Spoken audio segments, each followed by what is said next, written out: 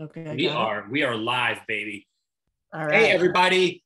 Welcome back to 1455's author series. I'm Sean Murphy. I'm the executive director of 1455. If this is your first time checking us out, welcome. And you picked an outstanding occasion to get introduced to the 1455 experience. If this is your first time, very simply put, 1455 is a nonprofit. We're dedicated to celebrating storytelling really by any means necessary. So we want to shine a spotlight on those who tell stories, primarily, but not restricted only to writers. We love to connect them with readers, and we like to pick recently released important books. And I've been very lucky that I've been able to continue doing that. Suffice it to say, there's no shortage of candidates out there, which makes my job both easy and difficult in narrowing it down. If you want to find out more about us or support us, get involved, you can check us out at 1455litarts.org. And before I introduce tonight's special guest, I always want to give a shout out to our partners and friends at DC's historic Potter's House. Usually Lee Tibble, who's the executive director of that shop, joins us for these, but she's got a lot on her plate, as always, running a bookstore and social space. So I'm happy to give them kudos and remind everyone that the Potter's House is a nonprofit cafe, bookstore, and event space in the Adams Morgan neighborhood of Washington, D.C. And since opening their doors in 1960, they've been a key place for deeper conversation, creative expression, and community transformation. It's been my extreme pleasure to read there, be a proud fan and friend, and also an ongoing partner. So we encourage you to support them and independent bookstores. Buy your books via their online bookstore, or if you're local, shop and enjoy their amazing space. So let's get down to business. In addition to being our last official event of 2021, this evening is a culmination of sorts, and it fills me with both joy and pride. I first met Catherine Prendergast at the Noepe Center for Literary Arts at Martha's Vineyard way back in 2016, when our world was a lot different. I was serving as the writer in residence and all-purpose cabana boy. Obligatory shout out to our friend, the visionary Justin Aaron, for the community that he helped create at Noepe that continues today. And Catherine and I hit it off immediately, both as people and as writers. And this is when I learned about the massive undertaking she was then beginning to work on. So a proper introduction. Catherine Prendergast is a professor of English at the University of Illinois at Urbana-Champaign. She's a Guggenheim Fellow, a Fulbright Scholar. She's been interviewed by NPR and New York Magazine. She's written on, among many things, battles over school desegregation, anxieties over the global spread of English, and recognition of disability rights. Dr. Prendergast's previous scholarly books include Buying into English and Literary and Racial Justice. The Gilded Edge is her first work of narrative nonfiction. Originally from New Jersey, she now lives in central Illinois with her husband and extremely talented son. So, Catherine, welcome. And how to begin? We have a book here that manages to encapsulate a love triangle, a literary utopia, sex, cyanide, alcohol, Jack London, Upton Sinclair, Ambrose Bierce, nude muscle gathering, some incredible and egregiously uncelebrated women who we'll discuss in detail.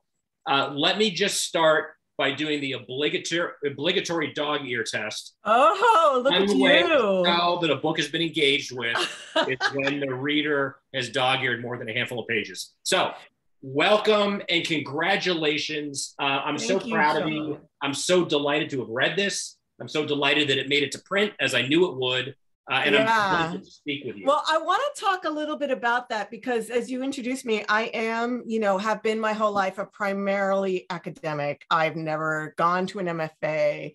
I did a drastically bad playwriting course in college. It was just like, I can't do fiction.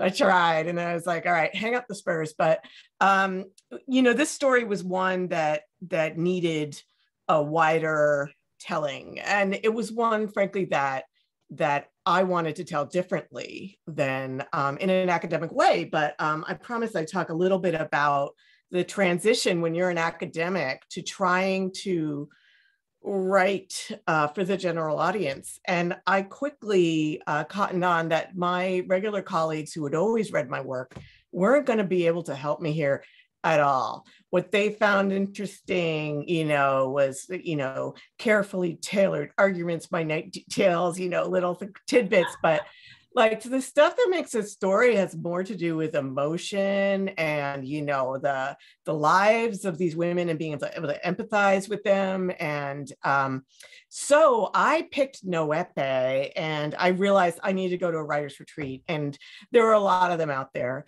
What did I know? I've never been to AWP. I never did any of that. And I was so lucky to stumble on Noepe, which has since, transmogrified into another system, but the 1455, Sean running that is definitely part of the spawn of Noepe. And the year that I went, 2016, I was about 2 years into researching and writing this book. And I remember reading something and everybody was so nice. And I was working my way to the back of the room and there's Sandaria Faye, who's like, maybe I'm just tired because I got in late, but could you slow down and let us get to know this woman? And I just had the best time. And I would just leave those evenings electrified, go back to my room and just write and just rip stuff up. I would like to say that was the end of it and like a light went on, but it was really a long process. And I think that's important for people who are academics to really commit to it, to go find people who do creative work as their main thing, hire the help you need, whether developmental editors, and I've made lifelong relationships out of this. And to me, the best part was challenging myself and being able to tell the story the way it needed to be told. And I'm very happy with the way it turned out. Well, you should be, Catherine. And again, it's always a little bit dicey when one is in the habit of talking to authors they know. You want to like the book, you want to really admire the book, and you don't know what you're going to do if you find yourself not doing that. Tonight poses no problems. I not only want to confirm that I really enjoyed this, and I will of course recommend it enthusiastically. I want to really get into what you achieve here, because I don't want to damn it with faint praise by saying it's a supreme scholarly achievement, which it is. It's an extremely readable and enjoyable book, which it is, but I think it's very of the moment. And I always love this tension of a book or any work of creative or artistic expression that is specifically set in a different time and ends up, cliches be damned, illuminating the present and tying these threads of why some things change, some things stay the same, but this underlying meta narrative of the reason certain things stay the same is because there are very powerful forces wanting them to stay the same. So you do a lot of heavy lifting in this book, contextualizing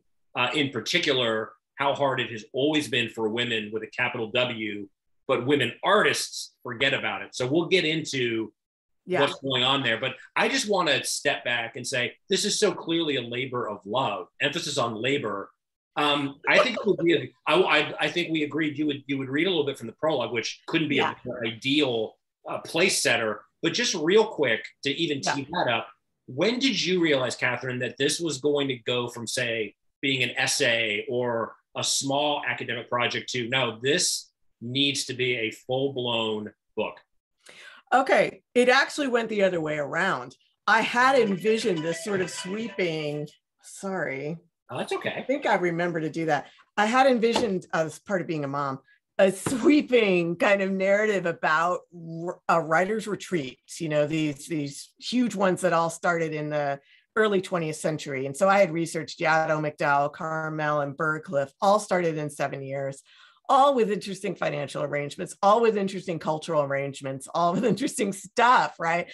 But at the time I found that this letter from poet Norma French, which we'll hear a bit about in the prologue, where she's 25 years old and she's writing a letter to her boyfriend about an abortion that she's having while she's having it.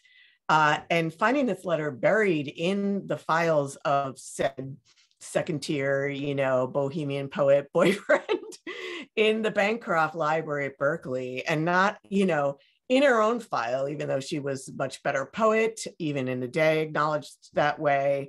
And let alone that how rare it is that we have a first person account in history of a woman self-administering abortion. It's rare that we have it even today, but people are more likely to say things like this today. And I talked to my, historian friends who were, specialized in abortion history, and they're like, we don't have much of that. And I'm like, why isn't this, big? And then realizing that there's a page missing from the back of the letter. It should have been there, and realizing it's probably missing for a reason. Like there's something they don't want me to know, right? And everywhere I looked in the archives of these men of the Bohemian colony at Carnell, certainly when she came up, there was like ripped pages, there were crossouts, and there was always a deliberate attempt to massage whatever their relationship was with her. And as it turns out, she dies of cyanide poisoning in the Bohemian colony. And this gets blamed as a kind of suicide cult. And the story goes that all of them, planned to dispatch themselves at a moment's notice. So they carried suicide like in an amulet with them and all this other stuff. And the three people in the love triangle all do die of cyanide, but at different times, and in no way it's coordinated. And the truth of what actually happens and why that happened is far more sordid, disturbing, and resonant of today. So yeah, I could go on and on, but yeah. No, and that's, and let's, I mean, talk about, well, and we won't be able to cover all the things I want to cover, but talk about, we'll talk about craft and why just having the facts, however sensational and unbelievable they are, and just having a good story and having done one's research, you've got to tell a story. And by beginning the book the way you do, if that doesn't pull the reader in, that's not your target audience, but it's well, there is that did occur to me. That's a risk. I mean, I begin at the abortion kind of in medias res, at this turning point in her life where her options are limiting, and it wasn't her first abortion. And she's really, trying to make a go at being a writer and running into poverty and all these things. And I was like, well, if I start there, there's a lot of people going to open the book and close it again, especially like a certain level of, chick lit-dom that doesn't want to start, there. And then as the restrictions started rolling in the last, years when I was writing this, I was like, no, we're starting there. So that's where I begin. Yeah, because I mean, it just radicalized me even doing this research. And you talk about the creative part, and that, I felt was more my weak suit and what I was like going to Noepe and making these relationships for. And I continued to meet with one woman a year, Kristen Bach, poet, whose book just came out this week and is amazing. And so, this is what I mean by sustaining relationships that came out of that. And she was like, oh, just use your imagination a little. And I'm like, Kristen, I don't have that. But,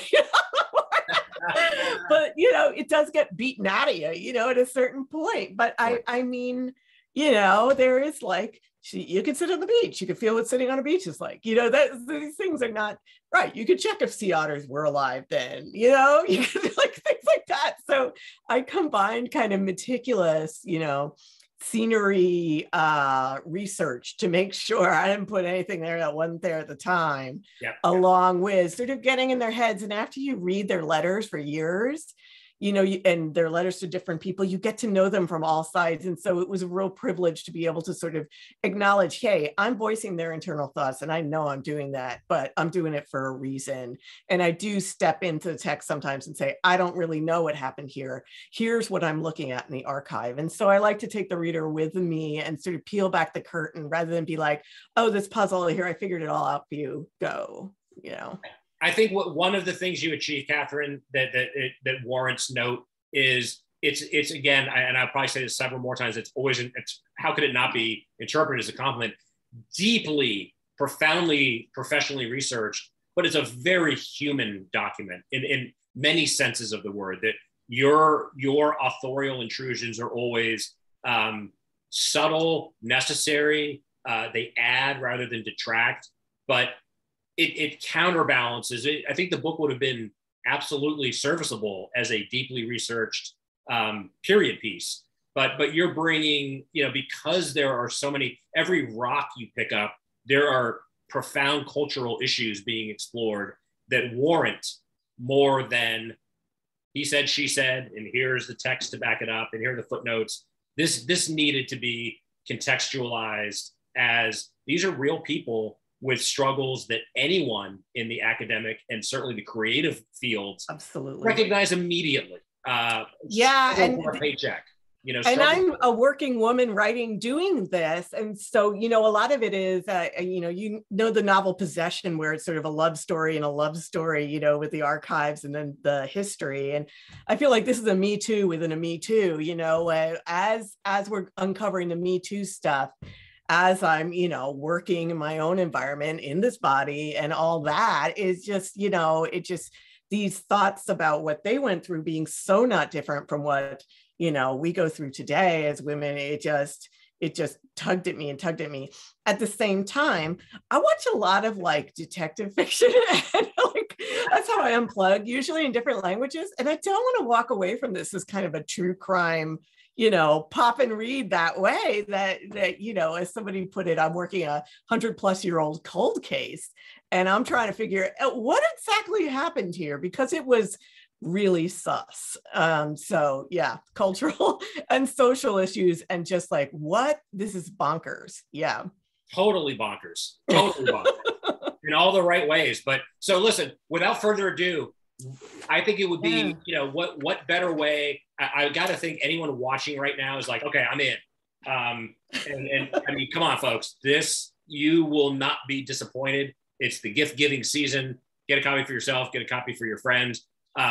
Highest possible recommendation, but in fairness, let's give some teasers, and I think some actual reading from the book will only do. All right. So I'm going to start. Thank you, Sean. In the beginning, in the prologue, which is takes place in San Francisco. It's March. It's 1907, and Nora Mae French has moved to San Francisco after the devastating earthquake of 1906. And who does that? And she moves there to write, to, be a writer. I mean, we haven't had an earthquake like this earthquake. I mean, so that in itself is interesting because the people who were in this Bohemian colony were back and forth to San Francisco all the time. And many of them were there at the time. And they became the leading voices and photographers of the wreckage that we know today, like Arnold Genta and his photographs. So anyway, but she also moves there for love. She's fallen in love with this guy, Harry Lafler, and who was started as her editor. And anyway, I'll begin there. Okay. Nora Mae French was 2 weeks late. She was 25 years old and had never been late, not without a reason. She would need to act quickly. She could not afford a therapeutic abortion in a hospital, even if she could convince a doctor to give her one. She would have to do this on her own. She bought the pills on Friday night, easy to secure, even though it had been not quite a year since the earthquake of 1906 leveled most of San Francisco. Her local drugstore boasted an array of cheerfully colored boxes on its shelves, advertised cannily as bringing on suppressed menstruation, regulation, or the cure. Dr. Conte's female pills, Chichester's English pennyroyal pills, and Dr. Trousseau's celebrated female cure. Chichester's, sold in small metallic boxes of red and gold, were advertised in the newspapers as safe, devoid of dangerous substances, and, quote, always reliable. She knew, everyone knew, these compounds were not only unreliable, they were far from safe, containing undeclared noxious chemicals like turpentine. Even their advertised ingredients, tansy and pennyroyal, could kill a woman. Pennyroyal, a form of mint, could bring on the desired abdominal pains, but could also deliver cardiovascular collapse, liver failure, and death. Tansy, with its deceptively benign yellow bloom, could induce convulsions and shortly dispatch her along with her fetus. Nora paid for the pills, buried them deep in her bag, and walked back to her house. Her address at 415 Lombard Street was as good as any to have if your life was in shambles. Telegraph Hill shook regularly from blasts on the quarry on its eastern slope. She and her neighbors experienced unusual weather. A rain of rocks one day, a haze of smoke the next. Residents had complained, charging the quarry, waving bats and brooms, and had even brought lawsuits against the owners, but to no avail. The city, needing boulders to rebuild the seawall, looked the other way, even as entire houses toppled. Nora had grown accustomed to being covered in dust by the time she reached her door. Mingled in with that dust were the ashes of those who had died in the great fire that followed the earthquake. Though she tried not to think about it, Nora could sometimes feel herself breathing in death with every step. She got to her home and kicked off her shoes once she was inside the door. She loved this house. Her boyfriend Harry had constructed it from the quake's wreckage to lure her from Los Angeles to San Francisco. They were both poets who needed very little in the way of creature comforts to live. Together, they decided there would be nothing artificial about this house. No wood would be painted or finished.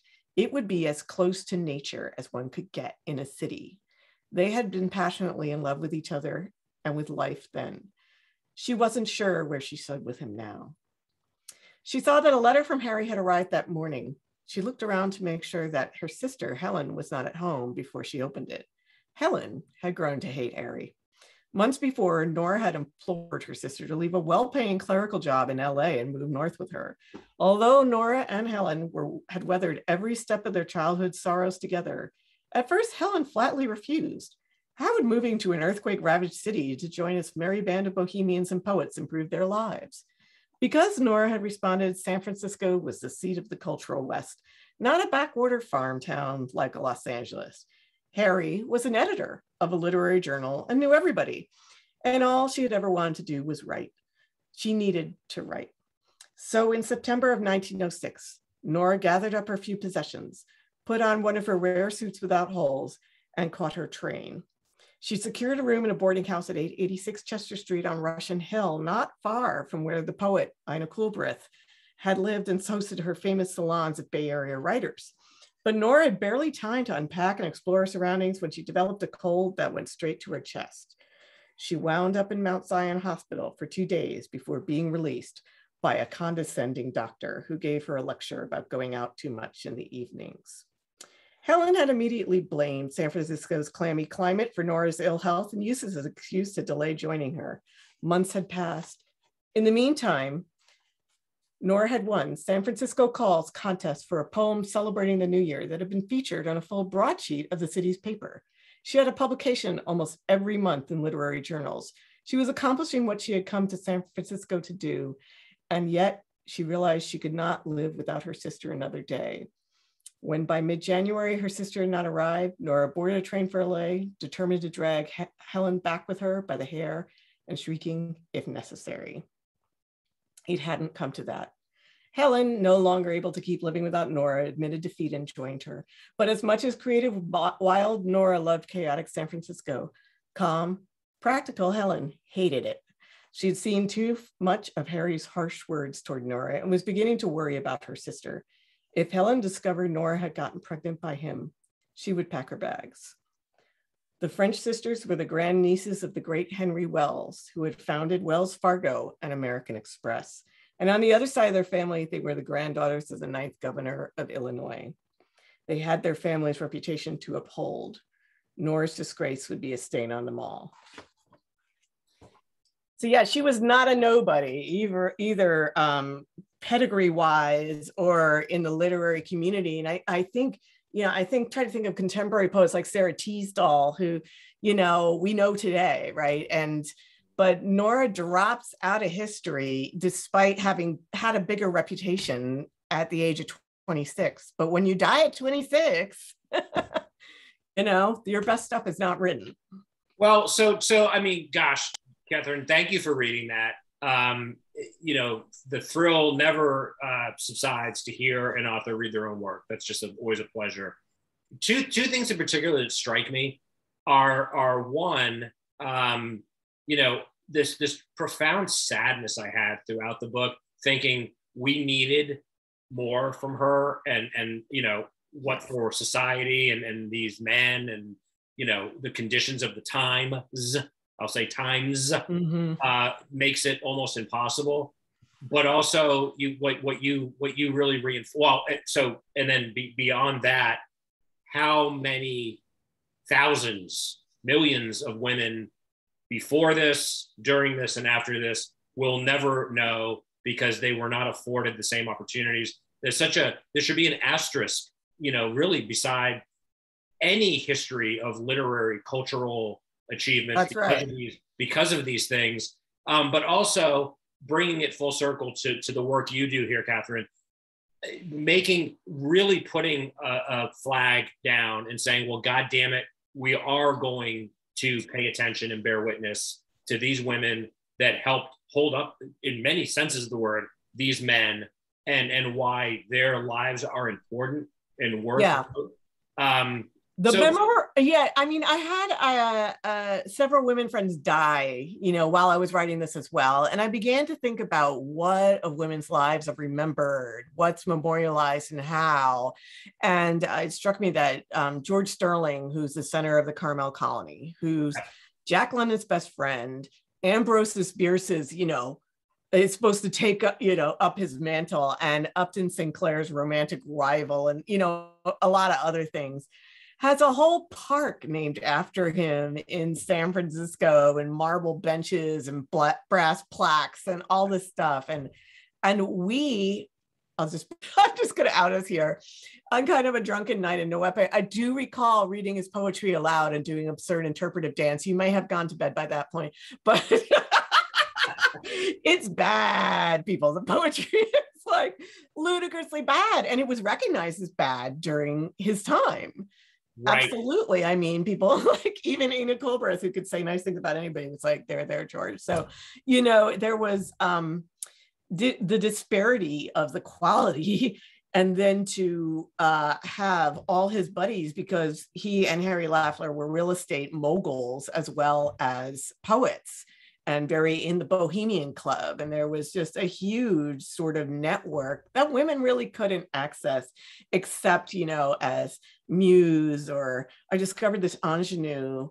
Maybe you want to read this manuscript of hers, when she'd already published in like East Coast journals. So, the pretense of, oh, here's someone who needs my help, Well, yeah, the condescending, patronizing nature of that. But I think what you do, Catherine, lays bare the fact that, probably any endeavor, especially artistic, we like to think that the cream rises to the proverbial top, in again, many senses of the word. But the reality is, yes, if you are able, and that's an important part of it, if you're able to continue writing and pursuing your craft, it's more likely that brilliance cannot be suppressed or ignored.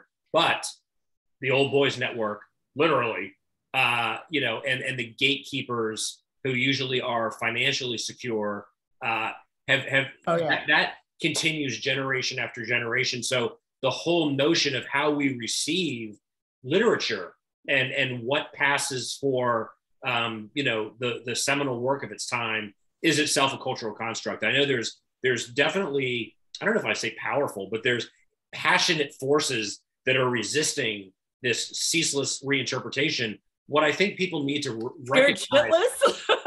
Well, yeah, because really, it's so it's so blatant, and I you're striking the absolute right note here. And I just recently saw and finished reading the Maid book by so Stephanie, gosh, now I'm blanking on her name, which is the worst thing possible, but it's about a single mother who becomes a maid and eventually crawls through 7 governmental programs into an MFA and writes this, book that's a bestseller and now a Netflix series. And Stephanie Land, thank you. Okay. She's awesome. Right. So, she has this kid and, nothing to fall back on. And I mean, Nora Mae French had the choice to marry comfortably out of this situation several times, but each time it came with things that she just could not with that. Right. And I love this line I found to her uncles trying to explain at one point why she breaks an engagement. She goes, I know I need to be reformed, but the process is so uncomfortable. I just hate it. Basically, she's just like, I'm just a freaky thing, and I've accepted that.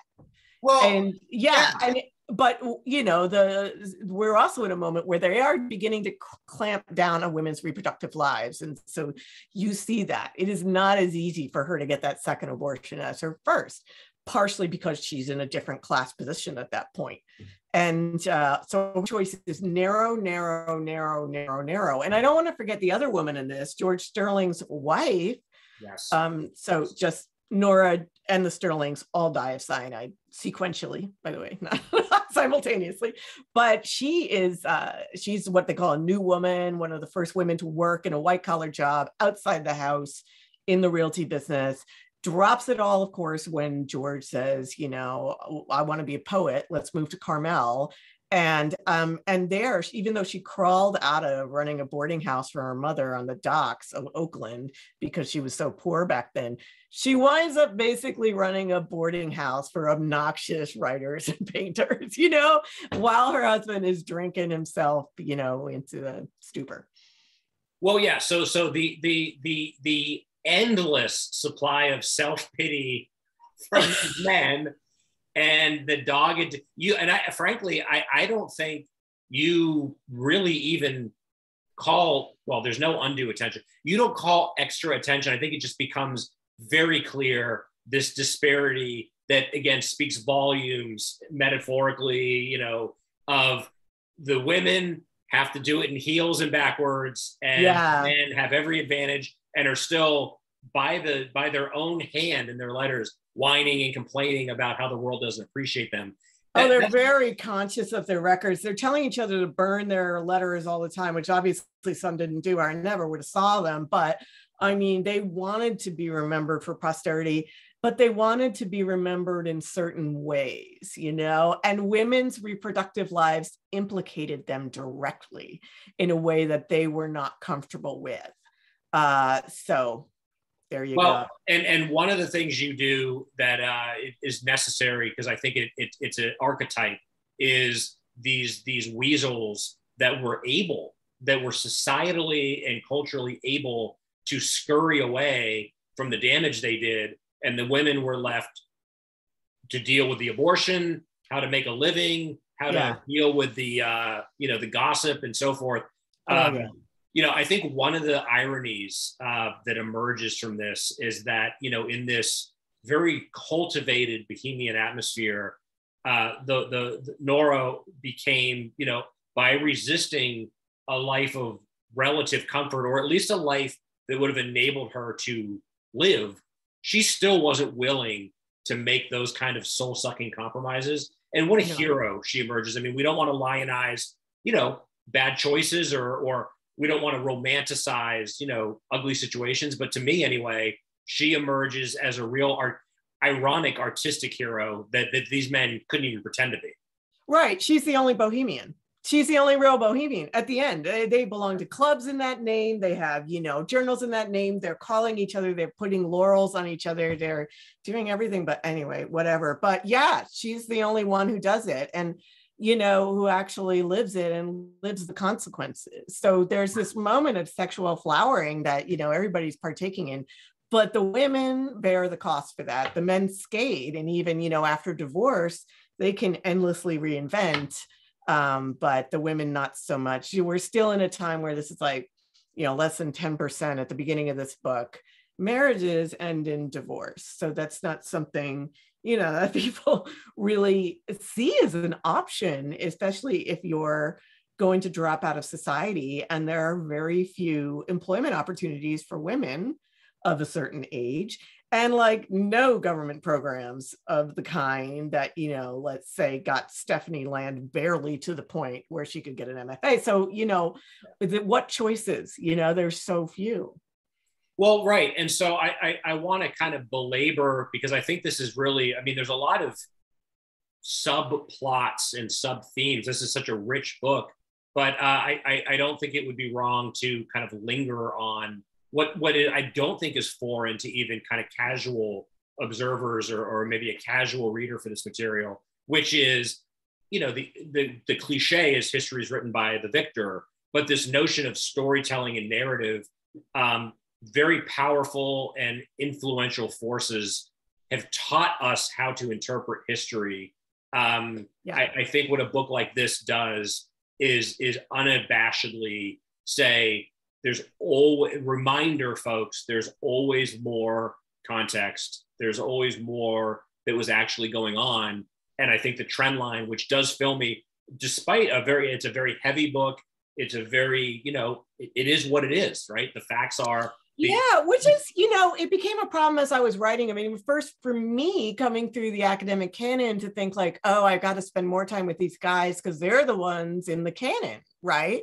Even though they were like, I spent so much time trying to redeem them. And then I was like, I met with Jean Thompson, who's a National Book Award winner, lives in town here, and was a colleague of mine. And I was just like, Jean, I'm having this problem. She just looks at me and she goes, I gave up on my male characters ages ago. And I'm like, oh, done. So, I could then let the sort of like, I try to keep the snark to a minimum, but the reality of their, narcissism and incompetence, be what it is without worrying about what people think. But I'd had an agent at first who was just like, couldn't you just write a biography of Jack London? And I'm like, the fifth? No. Wow. And that's when I had my moment of just like, no. Well, so listen, so I had to find a different editorial comment to that. First of all, the fact that someone said that, mind blown. But secondly, that you stuck to your guns and saw the real story here. And thirdly, listen, let's be very clear. You did, I mean, the heavy lifting is so apparent, but you were very smart to recognize there didn't need to be a lot of editorializing. Quoting George's diary entries and his poetry kind of was all that needed to be done. Absolutely.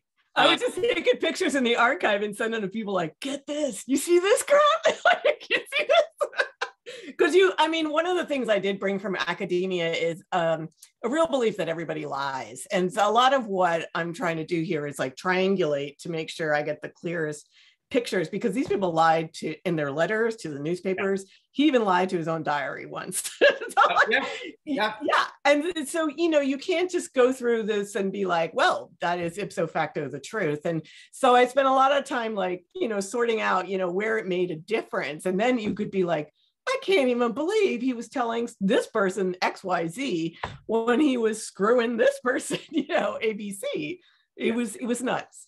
Well, and that's part of, again, folks, those of you that are checking this out, or will check this out, the titillating, I mean, there is, what did I say? I put, when I was trying to promote this, and I think I said meaning well and wanting to titillate, what we have is a novel inside a true mystery, inside, gossip that's been unearthed. Like there's a lot going on here, but it's all like, it's a story that had to be written, because what better material than this cast, this motley crew of wannabes, could-have beens, should-have beens. And was. I mean, London was the most successful author of his time, hands down, and he's left something that is lasting. He was also a really damn complex guy who left wreckage everywhere. And it was so interesting to see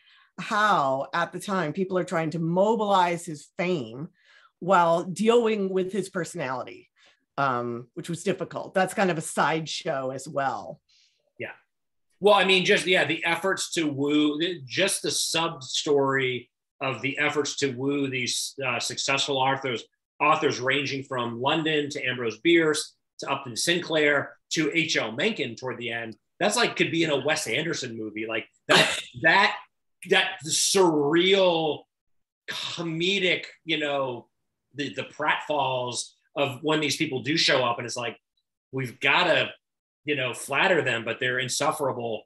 It's just unbelievable. Yeah, I mean, especially the H.L. Mencken letters are a huge read. I mean, other people have noted the dried clitoris that Jack London gifts to George Sterling. Yeah. But it's kind of like, he brought some tapestry cloth and, spears and dried clitoris. So, and I too just read through that, and I'm like, wait a minute, that belonged to somebody if I'm not mistaken, right? And what did it mean for him to give that gift in front of their wives you know, and as a clear trophy of their womanizing from one dude to another. And so I'm definitely taking a vantage point to London that hasn't been taken before. And it's, you know, one of acknowledging he's an amazing character in history and in literary history. He's also, he's quite sui generis in his own way, but he's a dude. And there was a real kind of clubbishness that clubbed women under during this time.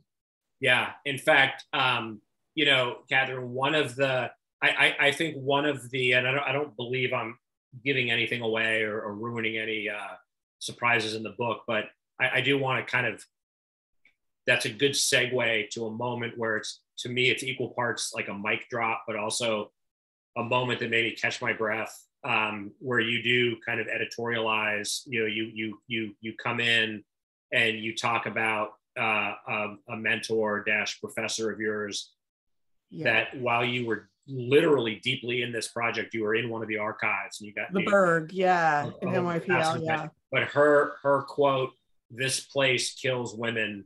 Yes. You know, wow.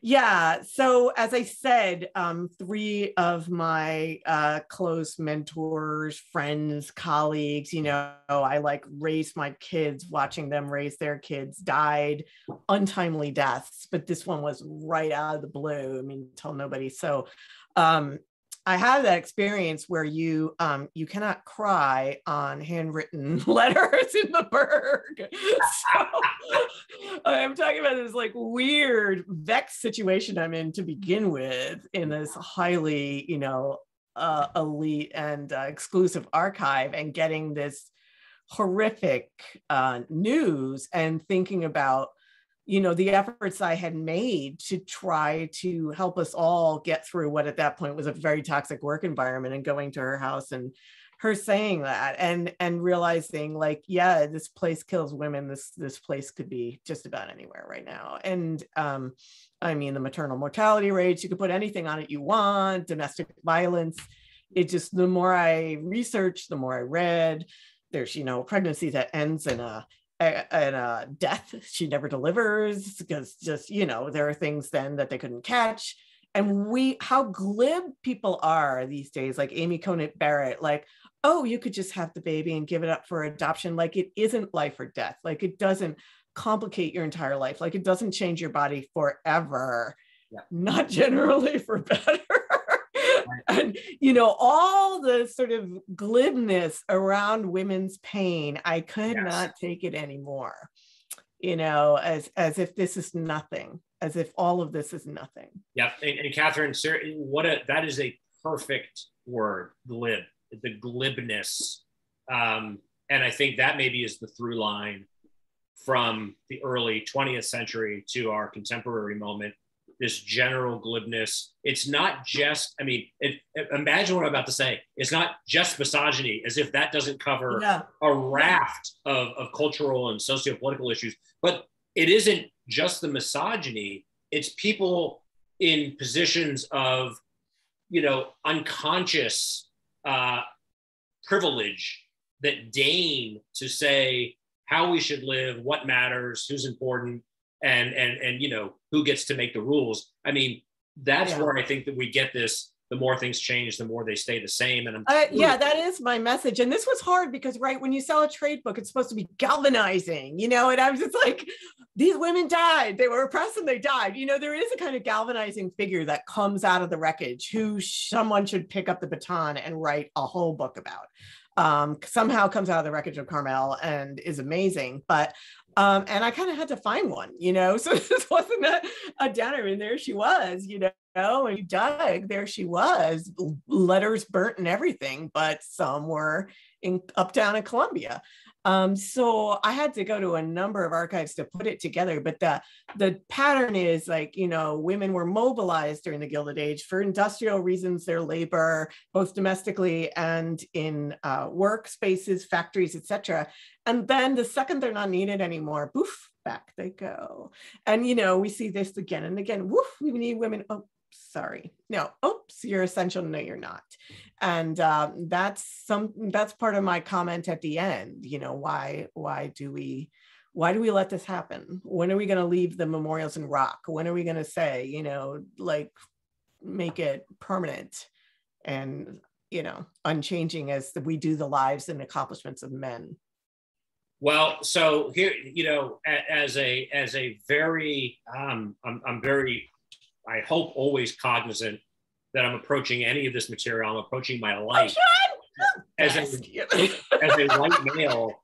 I'm going to say two things from the heart. One, I think, you do provide some really necessary positive context when you talk about your graduation, and where it was always men, this act of defiance, which is so beautiful, so old school, the banner of women authors. And then 20 years later, it was a banner of African-American women authors. Yes, women of color generally, yeah. To me, that is, it's minuscule. It's not nearly enough, but it is an undeniable signal of progress. And I am glad I have the opportunity in real time, albeit not in person, but Catherine, to say to you, the galvanizing figure that emerges from this book is its author. Oh, what a nice thing to say. So here is someone that does it in high heels backwards, metaphorically speaking, does, a work of scholarship that could stand alongside any book I've ever read in terms of the demonstrable effort and time and craft and care, but also something that is very necessary, a necessary addition to our collective understanding of both literary history and American cultural history. That, I think, a work like this, folks, is going to inspire other authors, certainly women, but let's hope men to. Yeah, I mean, I do feel like, I got radicalized writing it. And I hope it radicalizes people who read it. I hope, when we look at history, we get a sense of like, we must have come so far. And yet, there are some things like right now in Texas, what Nora Mae French did of buying those pills, you could get a bounty taken out of you for doing. Right. So we're like, I never realized when I was younger how this was going to be endless work. And, our elder moms and, aunties were like, this could be all these rights you think you have. They could whoosh. And I was just like, okay, I get it now. I get it. Finally. So I hope it is galvanizing for the reader as well. And I hope, a lot of people have contacted me and said, I had this aunt, for example, who was a poet who wasn't allowed to write, but published under another name. Like, take that tape recorder, ask your elder women for their stories, like dig into the family record. You never know what you're going to find because it hasn't been celebrated. It hasn't even been acknowledged because, their recipe was great, which is good on itself. Yeah. Like, let's not do a Hillary Clinton thing. But when everybody was like, Hillary Clinton was like, I chose to pursue my profession instead of stay home and bake cookies, and got that backlash, that was like an anvil dropped on my head. I was just starting as assistant professor at I was like, oh my God, we're not even allowed to express that we'd rather do that than this.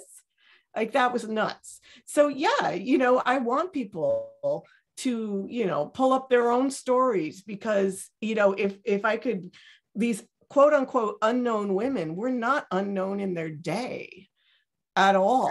They were on front pages of newspapers. So unless we, build them up, and do that work, they're not going to be there.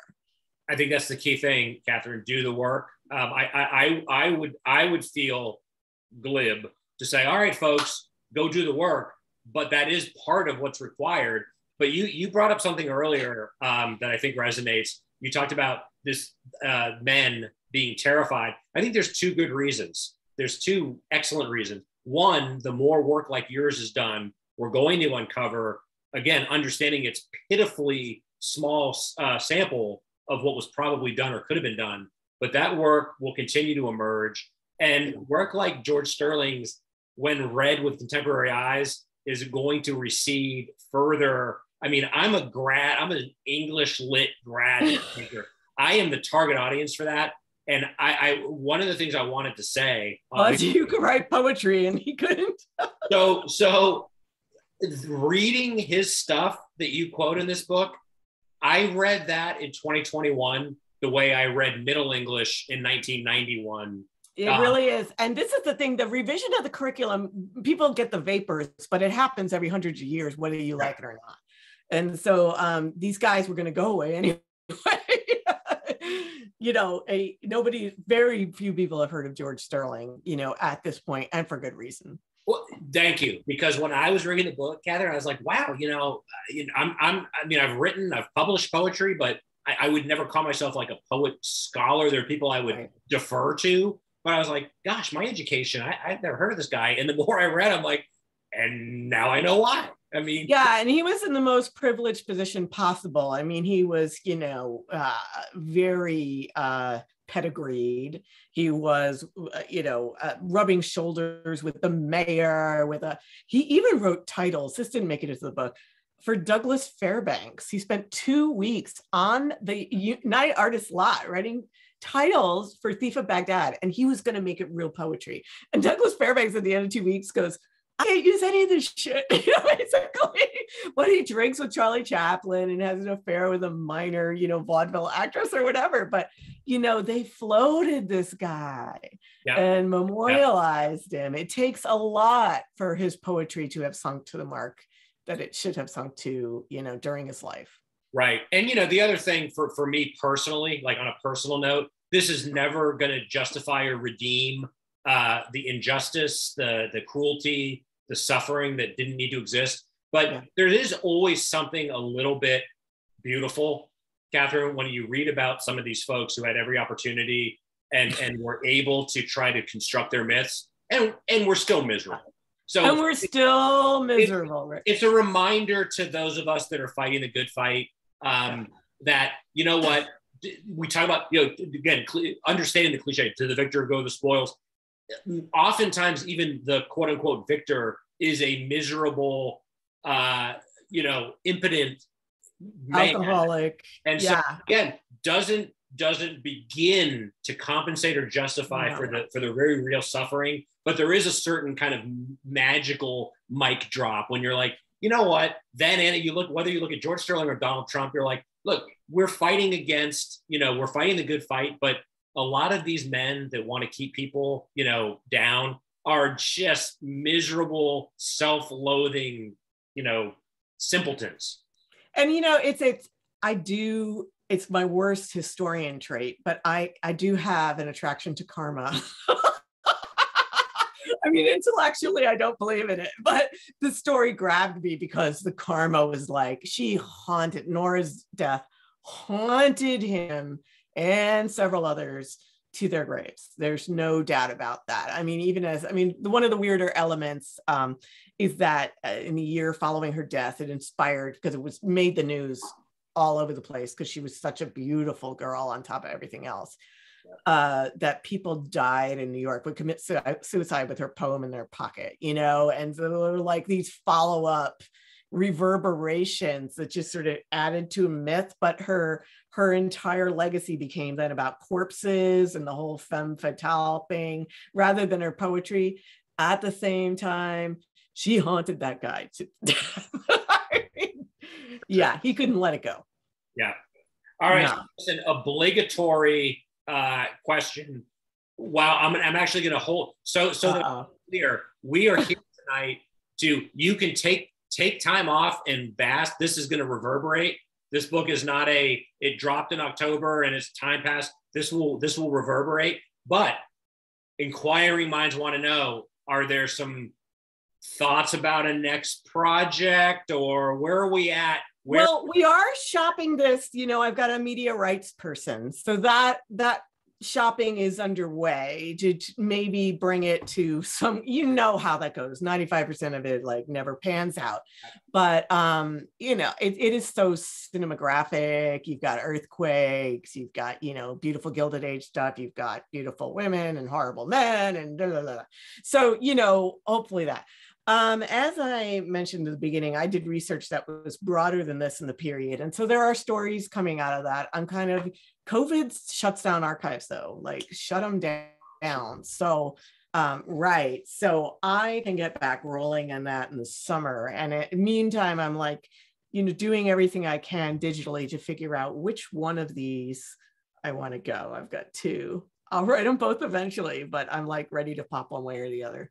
Beautiful. And listen, I have not yet begun to compliment you. One of the other things I really want to, because this doesn't matter. I mean, there's no, I celebrate, I genuinely love like the writers that are hermits and have their routines, and the writers that are, bon vivants. But one of the things I'm really inspired by with you is you are obviously, you're a friend. I know you, I follow you. You're engaged in, contemporary, and I think in a very healthy way, frankly. You have a social media presence. You're engaged. You're politically, but you're obviously an archive rat, and you have. I am.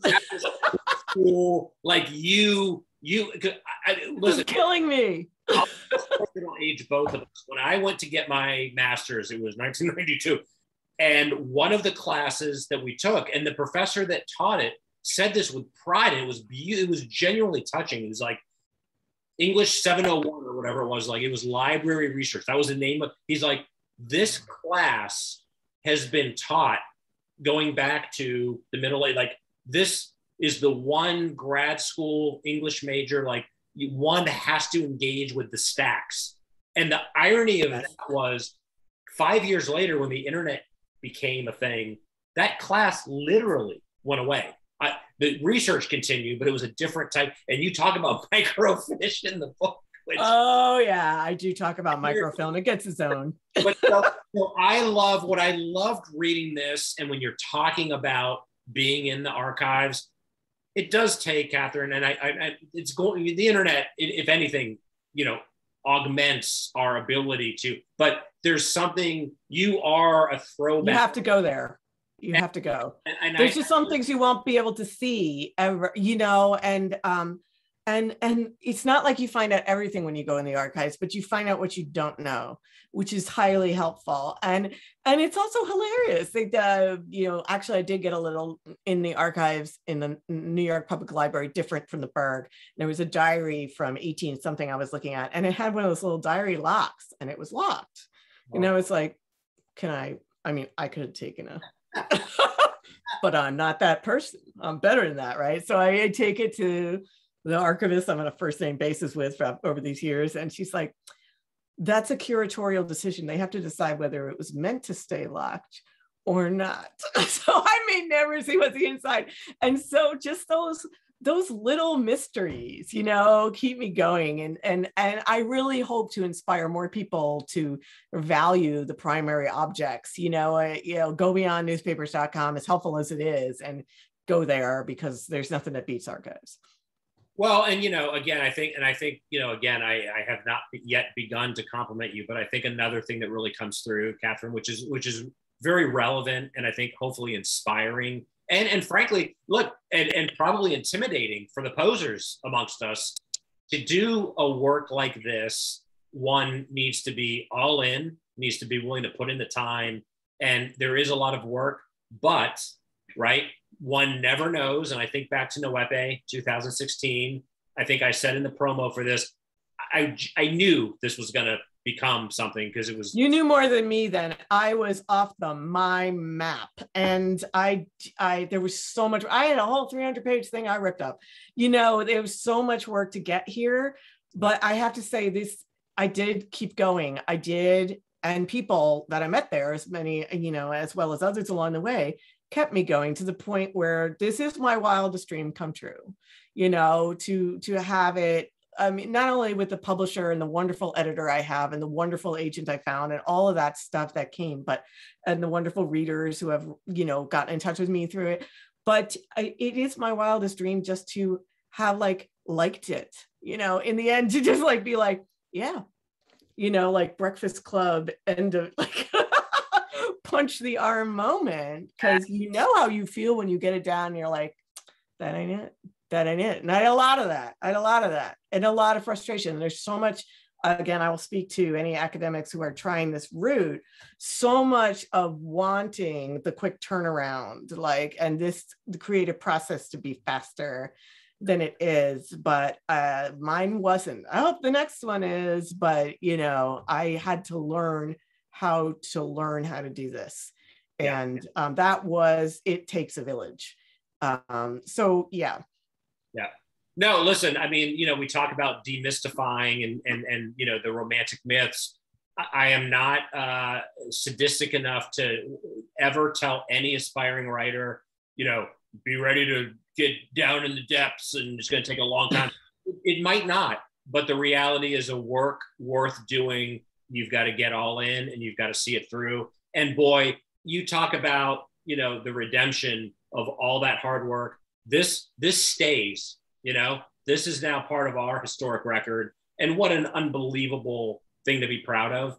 You're contributing to our understanding of our own culture and history. And it validates, the hard work would have been validated by doing the work. I think as writers, we know that. But let's face it, to have it come to fruition is a very sweet vindication, and you earned it and you deserve it. So thank you. I'm so proud of you. I'm happy. Thank you, Sean. Like I said at the outset, it's a full circle kind of moment. At least for this project, I think to end on the note of community, which is how we came together, that is also part of this. And I'm glad you mentioned it, And I'm proud of what you're doing with 1455. And I will get my butt there in person, when you're back open. We will make that happen for sure. But yeah, this notion that it does take a village and that we are here to support and encourage each other. Without that, it's a very lonely endeavor. But listen, Catherine, on an ending note for me, I really want to say that I don't suffer for inspiration. I've got a lot of irons in the fire, but man, reading this book really reminded me of what I would say, sorry, but real writing in the sense of a project that requires effort and industry and a real dedication and real integrity. You made me want to be a better writer. And so I thank you from my heart. That's a great compliment. Thank you, Sean. And coming from you, that is amazing. Well, and congratulations on the second pushcart nomination too. Woo! This isn't about me. This is about you. So folks, it is the season to give and receive The Gilded Edge by Dr. Catherine Prendergast. Catherine, to be continued. We will talk more in 1455 stuff, but for now, a tremendous pleasure and a genuine honor to be part of this story. I wish you all the best, and thank you, and thank you for having me on this. I really do. It's so great to be able to connect with you and with your folks, and thanks to the Potter House and others for support, without which none of this happens. And it's an odd time to have a book coming out, but we're all in the same boat, and I'm glad we can get together in these ways. Absolutely. So yeah, I mean, look, onward and upward. And again, the best review I can offer of this book, like I said a few minutes ago, look, any book you hope has a shelf life, no pun intended or pun intended, but a book like this, like I said, in my opinion, stays. Like, this is not a fall of 2021 and now we're on to this brings up so many topics that are worth discussing. I look forward to discussing your further work, but this book alone is going to give us meat to chew on for a long time, and I'm really grateful for that. Thank you, Sean. All right, so all the best, to be continued. I'll talk to you offline, etc. But Catherine Prendergast, thank you for being here, and thank you for writing this book. You're awesome, and we will be looking forward to hearing more from you. All right. Thanks, Sean. Thanks, 1455, and anyone out there. Take care. All right, everybody. Be safe. We'll see you soon.